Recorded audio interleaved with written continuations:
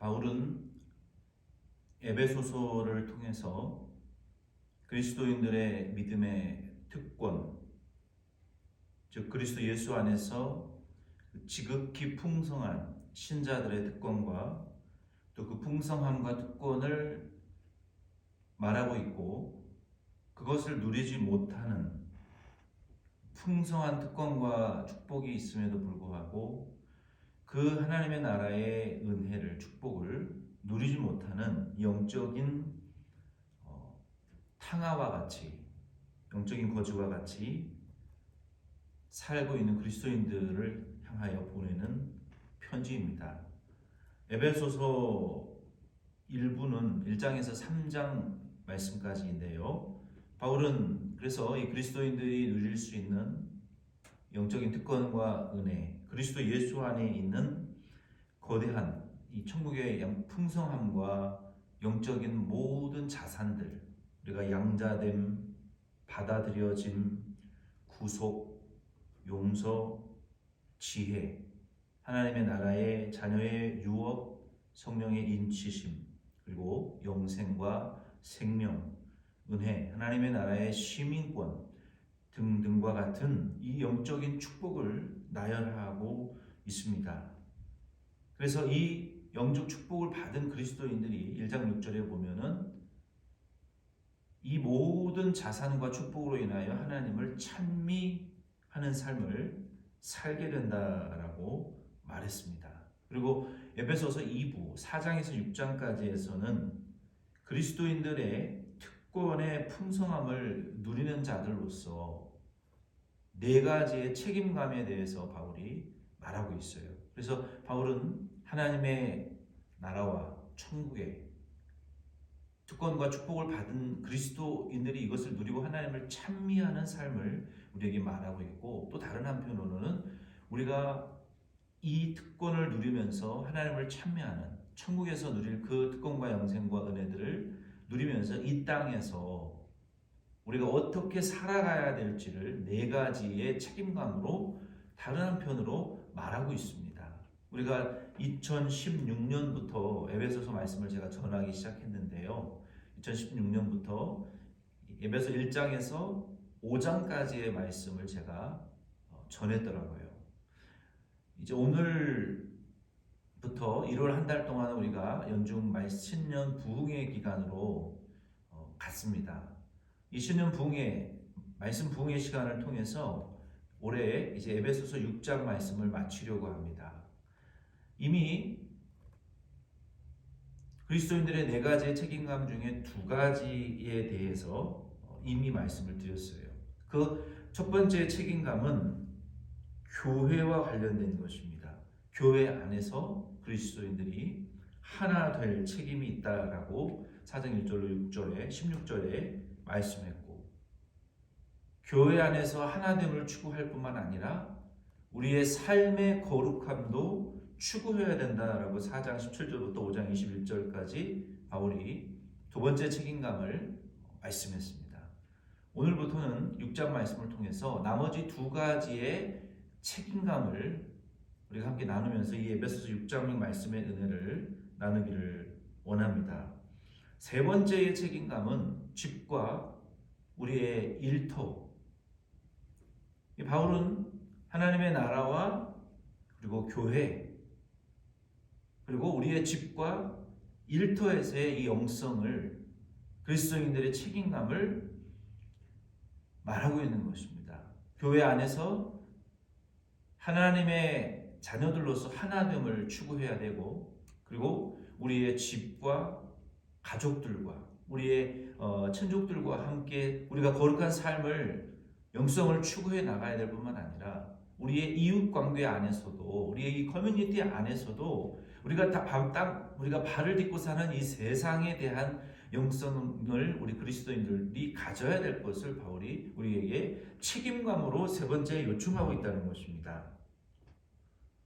오늘 우리가 에베소서 6장 1절로 3절 말씀만 살펴보면서 이제 우리의 집 안에 있는 가족들과 나와 그리스도인들의 이 가족의 영성, 우리의 이 거룩한 책임감, 하나님의 나라의 풍성함과 특권을 누리면서 가족들과의 관계가 가족 간에 있는 영성을 우리가 어떻게 잘 만들어가고 추구해 가야 될 것인지를 바울은 우리에게 가르쳐주고 있습니다. 본문 에베소 6장 1절로 3절 말씀은 이 땅에서 잘되고 장수하는 사람이 되는 법이라는 제목으로 이 말씀을 함께 나누기를 원합니다. 먼저 바울은 이 하나님의 나라의 특권과 축복을 받고 누리면서 하나님을 찬미하는 하나님의 친백성, 양자된 이 천국의 시민권 된 그리스도인들이 6장 1절로 3절 말씀을 통해서는 가정 안에서 이 축복을 누려야 되고 가정에서부터 이 축복이 시작되어야 한다라고 우리에게 말씀하고 있습니다. 그 구체적인 방법이 어떻게 시작될 수 있는지를 우리가 성경을 통해서 한번 살펴봅시다. 1절 말씀에 보면은 자녀들아 주 안에서 너희 부모에게 순종하라. 이것이 옳으니라. 우리 가정에 무엇이 옳은 것이냐면 첫 번째로 우리 자녀된 분들은 주 안에서 부모님을 순종하는 것이 옳다라고 바울이 가르쳤습니다. 그러므로 우리 자녀분들은 부모님의 자녀들을 가르치기도 하고요. 그리고 또 선생의 제자들, 또 어떤 또 교회 성도들을 가르친다라고 우리가 볼 수 있습니다.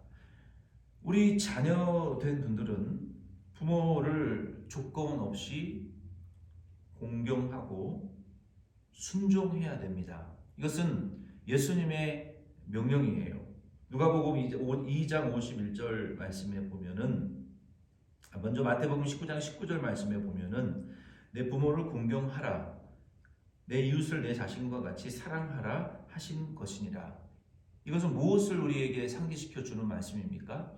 하나님께서 모세를 통해서 주셨던 그 10계명, 하나님을 향한 4가지의 계명 말고 사람을 향한 이 6가지의 계명 중에 가장 첫 번째 계명이고, 그리고 축복이 약속되어져 있는 그 계명을 우리에게 예수님께서 지금 말씀하고 계시는 거예요. 그러므로 자녀들은 이 부모를 조건 없이 공경해야 됩니다. 예수님께서 누가복음 2장 51절 52절 말씀에 보면은 예수께서 함께 내려가사 나사렛에 이르러 순종하여 받드시더라. 그 어머니는 이 모든 말을 마음에 두니라. 예수는 지혜와 키가 자라가며 하나님과 사람에게 더욱 사랑스러워 가시더라라고 말씀하셨어요. 예수님께서도 공생애를 시작하시기 전까지 부모님의 말씀을 잘 순종하고 부모님을 받들어 공경하는 이러한 모범을 우리에게 보여주셨어요. 그리고 예수님께서 내 부모를 공경하라. 이웃을 자신과 같이 사랑하라. 이것이 옳다라고 우리에게 말씀하셨어요. 이 자녀라는 대상들은 잠깐 앞에서 언급했던 것처럼 부모님의 자녀들을 가리키죠. 또 선생님들의 제자들을 가리키죠. 또 교회 성도님들을 가리킵니다. 우리는 이 자녀들로서 우리의 부모님, 또 선생님들, 우리의 영적 부모들을 존중하고 공경해야 됩니다. 순종이라는 것은 헬라어 원어에 보면은 말을 듣고 대답하다. 부모님의 말씀을 잘 듣고 그리고 대답하는 것입니다. 그리고 복종하고 따르다. 혹은 문을 열어주러 영접하러 나가서 문을 열어주다라는 이런 의미가 있습니다. 우리가 이런 이 원어적인 순종하다의 이 의미를 좀 되새기면서 요즘 이 부모님들, 노인들, 기성세대들, 한인 1세들의 고통이 무엇인지 좀 생각을 해봐야 될 것 같습니다. 우리가 한인 2세와 1세의 관계가 좀 잘 유지되기 위해서는 이 2세의 역할이 상당히 중요합니다. 2세들이 또 부모님에 대해서 어떻게 생각해야 되고, 또 자녀들이 부모님에 대해서 성경에서 우리에게 먼저 명령한 대로 우리가 순종한다라는 그 의미가 무엇인지를 구체적으로 좀 생각해 봐야 될 것 같아요. 이 부모들의 고통과 외로움이라는 것은 첫째, 아무도 내 말을 들어주지 않고 대화할 대상이 없다는 것입니다. 그래서 자녀들은 부모님과 대화해야 되고 또 부모님을 인정해 드려야 됩니다. 끝까지 들어주고 호응해주고 인정해 주는 것이 부모 순종이라고 할 수 있습니다. 잠언 8장 13절 말씀에 보면은요, 사연을 듣기 전에 대답하는 자는 미련하여 욕을 당하느니라 라고 말씀하셨어요.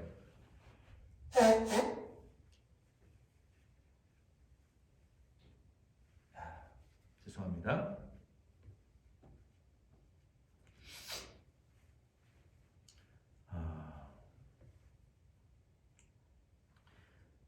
이 사연을 어떤 대답을 듣지 않고 먼저 답과 결론을 말하는 사람은 미련한 자가 되고 참 모욕을 당할 수밖에, 부끄러움을 당할 수밖에 없는 것이죠. 왜? 상대방의 그 마음을 알아주지 않기 때문에 나중에는 그 사람에게 혐오와 격려를 또 미움을 받게 될 수밖에 없겠죠.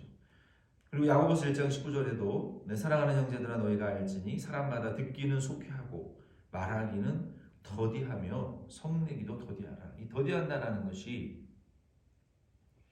말하는 것도 더디하고 이 듣는 귀를 더 좀 크게 우리가 가져야 될 필요가 있다는 것입니다. 그래서 자녀들은 이 부모님들에게 호응하고 인정해주고 그들과 대화하는 시간들을 의도적으로 조금씩 확장을 해 나가야 된다는 것입니다. 이것이 부모 순종이라는 것입니다. 그리고 이 부모님들의 고통은 내가 살아왔던 삶의 방식을 존중해 주지 않는다라는 느낌을 받을 때 이제 무너져 내리는 거예요. 세대 간의 차이가 분명히 있습니다. 그러나 부모님들의 인생이 먼저 태어났고 하나님께서 정하신 것이고 우리는 그들의 자녀이기 때문에, 그리고 우리보다 먼저 인생의 여정을 말씀대로 걸어 오셨기 때문에 우리는 그들의 인생의 여정이 우리의 눈에는 맞지 않아 보일지라도 그들의 인생 자체, 여러 걸어오신 인생 여정의 자체를 존중하는 것이 순종이라고 할 수 있습니다. 또 이들의 고통을 살펴보면 어느 누구의 집에서도 우리를 반갑게 영접해주고 환영해주지 않습니다. 은퇴할 예정이나 은퇴한 부모님들은 또 어떤 직장이나 공동체에 소속되어 있지 않기 때문에 더욱더 외로움과 우울감에 시달릴 수밖에 없어요. 때로는 가정에서 마저도 자기 자신이 더 이상 쓸모없는 존재라고 느껴지게 됩니다. 그러므로 자녀들은 의도적으로 부모님들과 함께 있는 시간을 정기적으로 마련하셔야 됩니다. 이것이 부모에 대한 이 공경, 어떤 순종의 성경적인 의미라고 할 수 있어요. 이러한 자녀들이 부모님들에게 이러한 태도로 순종할 때 하나님의 나라의 특권을 누리는 자들로서, 그 하나님의 영적인 축복을 받고 하나님을 찬양하는 자들로서, 그리고 또 책임감이 있는 자들이라는 우리가 칭찬을 주님 앞에, 사람 앞에 말고 주님 앞에 받게 될 것이기 때문에, 주님의 인정을 우리가 받기 위해서는 이러한 순종이 자녀된 자들에게 반드시 책임감으로 뒤따라야 된다는 것입니다. 그렇다면 이제 1절에 보면은 우리가 순종해야 된다는 것이 성경적인 의미가 어떠한 것인지는 알았어요. 그러면 한 가지 어려운 점이 주 안에서 순종하라라고 말씀하셨어요. 여러분, 이 주 안에서라는 조건이 붙기 전에 이 순종하라라는 이 의미, 이 책임감은 100% 그대로 우리 그리스도인들이 마땅히 해야 될 책임이라고 볼 수 있습니다. 그렇다면 주 안에서 순종하라라는 이 말씀의 의미는 무엇입니까? 하나님의 말씀대로 말씀의 그 기준과 말씀의 적용과 가치에 맞게 순종해야 된다는 것입니다. 여기서 주라는 것은 퀴리오스, 주님. 우리가 이 주님이라고 할 때 My Lord, 이 주님이라고 할 때 이 퀴리오스라는 의미는 성경에서 만물의 주인이신 분, 그리고 하나님에 대하여, 그리고 우리의 주는 그리스도이십니다, 살아계신 하나님의 아들이십니다 라고 우리가 무릎을 꿇고 믿음을 고백하는 우리의 믿음의 신앙의 고백의 주체이신 그 주님으로서, 그리고 신앙 고백의 대상이 되시는 그러한 분으로서의 퀴리오스라고 주님을 사용할 수 있습니다. 빌립보서 2장 9절로 11절 말씀에도 보면은 이러므로 하나님이 그를 지극히 높여 모든 이름 위에 뛰어난 이름을 주사 하늘에 있는 자들과 땅에 있는 자들과 땅 아래에 있는 자들로 모든 무릎을 예수의 이름에 꿇게 하시고 모든 입으로 예수 그리스도를 주라 시인하여 하나님 아버지께 영광을 돌리게 하였느니라 라는 의미에서의 신앙 고백의 대상과 주체로서의 주님으로, 하나님으로 만물의 주관자이시로서 우리가 주라고 주님을, 예수님을 부릅니다. 그러면 우리가 이 부모님을 존경하고 경의를 표하고 사랑하고 공경하는 거에 대해서는 앞에서 말씀드렸던 그 순종의 의미에 아무런 조건이 붙지 않습니다. 그러나 성경은 한 가지의 예외 사항을 우리에게 적용하고 있어요. 부모 순종에 있어서. 그것이 무엇입니까? 예를 들어서 부모님께서 너 예수 믿지 말아라, 교회 나가지 말아라, 예배 드리지 말아라, 헌금도 하지 말아라, 신앙생활도 하지 말아라, 봉사하지 말아라, 이런 근본적인 우리의 신앙생활을, 우리의 믿음을 반대할 때는 주님의 말씀이 진리이기 때문에 그 진리를 순종하는 입장에서 부모님의 요청을 우리가 따라 드릴 수 없어야 된다는 것입니다. 그래서 누가복음 12장 49절 53절 말씀에 보면 예수님의 복음 진리로 인해서 말세에 가족 간의 충돌이 일어날 수도 있다라고 성경은 말하고 있습니다. 예수님께서 내가 이 불을 던지러 왔는데 이 불이 복음 진리를 통해서 많은 사람들에게, 택한 백성들에게 전파되어 구원하시기 위하여 이 불을 던지러 왔는데 이 불이 아직 붙지 않았다.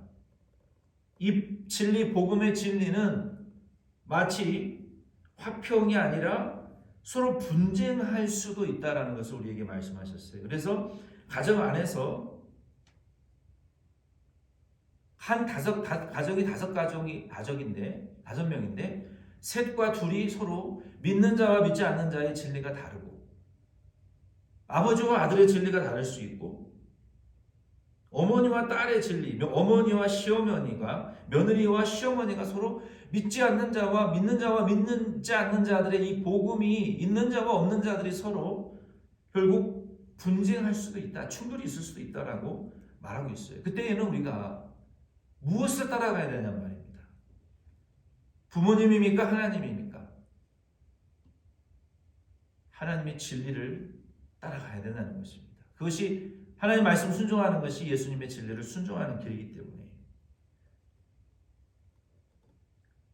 그래서 우리는 부모님을 순종하고 공경하고 우리가 사랑하는 이 기본적인 진리는 조건이 없어요. 그러나 하나님의 구원에 관련된, 복음 진리에 관련된 반대적인 주장과 요청을 할 때에는 진리이신 예수님의 말씀을 쫓아서, 우리의 영의 아버지이신 하나님의 말씀을 쫓아서 우리가 영원히 거할 하나님의 나라의 진리의 가치와 적용을 따라서 우리가 살아가야 된다는 것입니다. 이것이 우리의 가정을 책임지는, 하나님의 나라를 누리고 특권과 축복과 영생과 하나님을 찬미하는 자로서 책임감 있는 그리스도인으로서의 집에서의 믿음이요 영성이라는 것입니다. 주 안에서 부모님을 순종하시고 사랑하시고 공경하시기 바랍니다. 말씀을 마칩니다. 저와 여러분들은 하나님의 나라의 위대한 축복과 특권을 풍성하게 누리되 먼저 우리의 가정 안에서 자녀들이 부모님을 좋아해서 순종하고 공경하고 존경하는 이 말씀과 이 약속의 축복이 이루어지는 그 하나님의 나라의 축복을 미리 맛보는 그러한 자녀로서 가정을 우리가 풍성하게 누리는 책임감 있는 그리스도인들이 저와 여러분들이 될 수 있기를 바랍니다. 모든 그리스도인들은 주님의 명령대로 공경하시고 그리고 부모님을 주안해서 순종하시기 바랍니다. 이렇게 살 때에 저와 여러분의 가정 안에서 잘 되고 우리의 인생이 하나님의 축복의 막힘과 중단됨이 없이 형통하고 풍성한 하나님의 나라를 미리 맛보면서 이 세상의 믿음의 여정을 걸어가다가 우리는 영생의 세계로 천국으로 들어가게 될 줄로 믿습니다. 이러한 그리스도인들이 하나님의 풍성한 은혜와 특권을 누리는 자이고 하나님을 그로 인하여 찬미하는 자이고 책임감 있는 그리스도인이라고 자격이 있는 그리스도인이라고 말할 수 있습니다. 다 저와 여러분들은 이러한 그리스도인들로 살아가시기를 예수님의 이름으로 2022년 한 해 동안 이렇게 살아가시기를 예수님의 이름으로 축원드리고 부탁드립니다.